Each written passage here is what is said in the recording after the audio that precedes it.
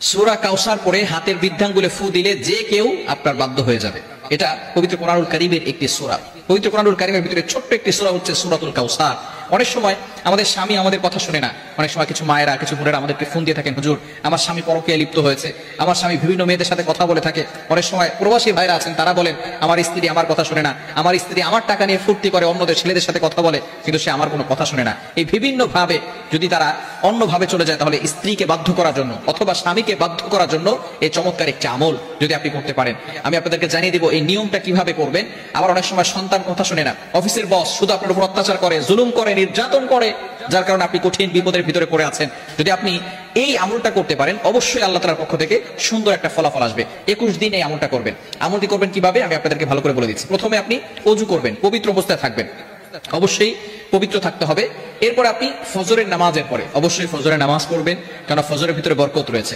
ফজরের নামাজ পড়ে আপনি পবিত্র হয়ে ওই নামাজের স্থানেই যদি আপনি পড়তে পারেন আলহামদুলিল্লাহ ভালো। আর যদি সেখান থেকে উঠে অন্য কোনো কাজ করেন, তারপরে ওযু অবস্থায় যদি সেখানে বসেন কোনো সমস্যা নাই, পড়তে পারবেন। আপনি প্রথমে ওযু করবেন, ওযু অবস্থায় সেখানে বসবেন, বসার পরে একবার সূরা ফাতিহা পড়বেন, এরপরে 4 কুল পড়বেন, কুল ইয়া আইয়ুহাল কাফিরুন, কুল হুয়াল্লাহু আহাদ, কুল আউযু বিরাব্বিল ফালাক, কুল আউযু বিরাব্বিন নাস। এটা পড়ে আপনার বুকে ফুল দিবেন এবং পুরো শরীরকে মাসাজ করে দিবেন, আপনার শরীর বন্ধ হয়ে যাবে। এরপরে আপনি 3 বার দুরূদ শরীফ পড়বেন। আমরা নামাজের ভিতরে যে দুরূদ শরীফ পড়ি, এই দুরূদ শরীফ 3 বার পড়তে হবে। এই দুরূদ শরীফ 3 বার বলার পরে এরপর আপনি আউযু বিল্লাহ বিসমিল্লাহ সহকারে সূরা কাউসার পড়বেন 21 বার। কতবার? সূরা কাউসার 21 বার পড়তে হবে আউযু বিল্লাহ বিসমিল্লাহ সহকারে। 21 বার পড়ার পরে আপনার এই বৃদ্ধাঙ্গুলটা এই যেখানে আমরা করগুনি 1 2 3 একের জায়গায় রেখে এরপর আপনি এটাকে মুষ্টিবদ্ধ করবেন। এরপরে আপনি সূরা কাউসার 21 বার পড়ার পরে সেখানে ফু দিবেন। ফু দেওয়ার পরে যাকে আপনি বাধ্য করতে চাচ্ছেন হালাল ভাবে, অবশ্যই হালাল ভাবে হতে হবে, হারাম ভাবে করলে কিন্তু হবে না, অবশ্যই হালাল হতে হবে। যাকে আপনি বাধ্য করতে চাচ্ছেন তার নাম 7 বার পড়বেন এবং তার পিতামাতার নাম 1 বার পড়বেন, এবং আপনি মনে মনে চিন্তা করবেন যে আমি তাকে হালাল ভাবে বাধ্য করতে চাচ্ছি এবং পৌরাণিক ভাবে তাকে বাধ্য করতে চাচ্ছি।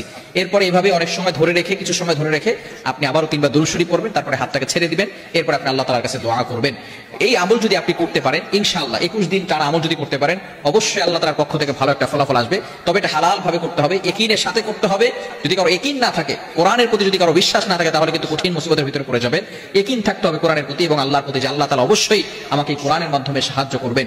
এবং হালাল পন্থা থাকতে হবে, হারাম কোনো কাজ করা যাবে না। বিশেষ করে ইয়াং পিপল যারা আছে, এটা শোনার পরে তারা একেবারে খুশিতে আত্মহারা হয়ে যাবে যে আমি আমার গার্লফ্রেন্ডকে এবার বিয়ে করার জন্য অথবা গার্লফ্রেন্ডকে পটানোর জন্য আমি পুরো ভালো একটা আমল পেয়ে গেছি। খবরদার, এটা করা যাবে না।